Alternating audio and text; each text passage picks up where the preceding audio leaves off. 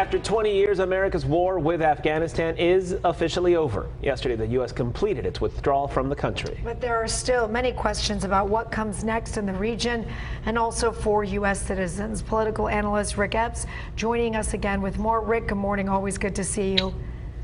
Good morning, Shelley. Good morning, Raul. You were hearing reports that there are about 100 Americans still left in Afghanistan. Do you think there are more who are there? And why didn't they leave? I think the number might be a little higher than that. They say between 100 and 200. There may be a little more than that. And if you talk about some of the peripheral players, NGOs, multinational folks, there may be the number may be a little bit higher. But I think a lot of them are there partially because of the roles they play. So if you're a humanitarian worker, or if you're out in one of the provinces that was cut off from Kabul to try and get out because it quickly became unsafe, your ability to be able to get there may have been impeded. So I think that's where part of the problem came in. Plus the other side is some people stayed for other reasons as well, trying to, maybe they thought it wasn't going to be as bad as it was, or they thought they had other ways to get out. And I think that's why those people are still stuck there. It's no surprise to anyone, Ric, that the debate is raging on. Was leaving the right thing to do?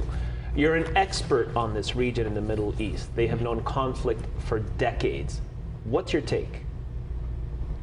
You know, I would say a couple things on this. First, I would say that if you look at the long range, right, the plan was never to be there forever. So when you say if was it right to leave? I would say there was going to be a time we were going to have to leave.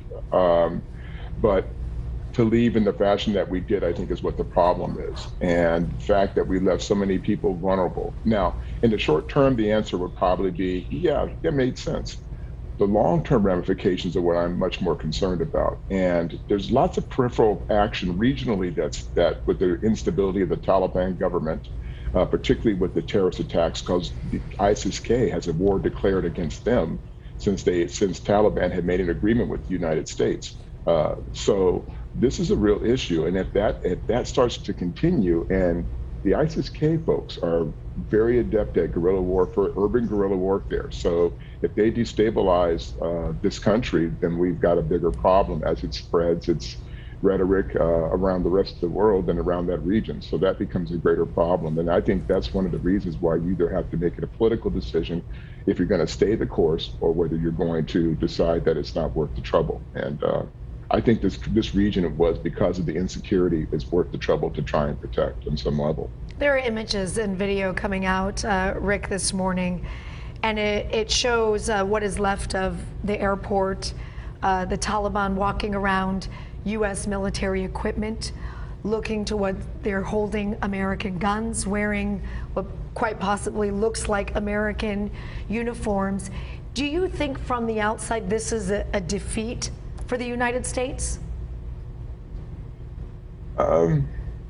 I would say all these types of wars defeats. If you look back through all these types of political wars, we've never had one that's been a success. So it's a defeat politically, it's a defeat morally, it's a defeat in the sense that we had to leave because of security issues and because of the agreements we had made. The optics certainly looks that way. If you ask the military, did they achieve their objective? I would say they probably felt strongly that while they were there, they did. However, politically and in the eyes of most Americans, they will look at it as a defeat. And that's a problem for this administration, that they're going to have to figure out how to bring that discussion to the American people to answer these questions. You know, Ric, I'm curious because everybody's talking about the promises broken and the folks left behind. The question for me is, again, as an expert in the region, can you see a scenario, or could you have seen a scenario where the U.S. leaves Afghanistan, where things just don't delve into complete chaos no matter what, no matter when? There was never a situation where that was going to occur, Raul. Unfortunately, and I think this is part of one of our sort of naivete when it comes regard to American foreign policy. The idea that you can take democracy or to try to create a democratic experiment in a country that has no prior history or understanding of democracy and then trying to implement it to a culture, to a group of folks who don't have the political socialization or the education to sort of clearly understand the ramifications. I mean, if we struggle with democracy in our country, imagine trying to take and trying to create it in a country that has no experience in this. And I think that's where the failing really comes. And so the idea that chaos was going to ensue, not a surprise, especially if you look at the empirical evidence across the previous actions that we've taken. You'd have to say that it was going to devolve into something messy. The question is how much could we afford to let the mess get as messy as it got? And I think it really got out of our control, and that's the part that looks really bad optically. Rick, we've heard stories of many people who just picked up and left, and it's truly heartbreaking to see these families leaving their home. Some saying that if I know it's safe, if I know that the Taliban won't take away my rights, I will go back. Do you think that's the direction the Taliban is headed? Have they changed? You know, it's interesting. If they're smart, they certainly would consider that. I'm not convinced yet. They just the other day they executed a folk singer, shot him in the head. So the idea of how tolerant they're going to be to a semblance of freedom and openness in that society it remains to be seen. And also remember this: even if they want to do that, let's say if that really was their plan, the more liberal they become is going to incite more radicalism from the Islamist coup fighters like ISIS-K, like Al-Qaeda and other groups to come in there.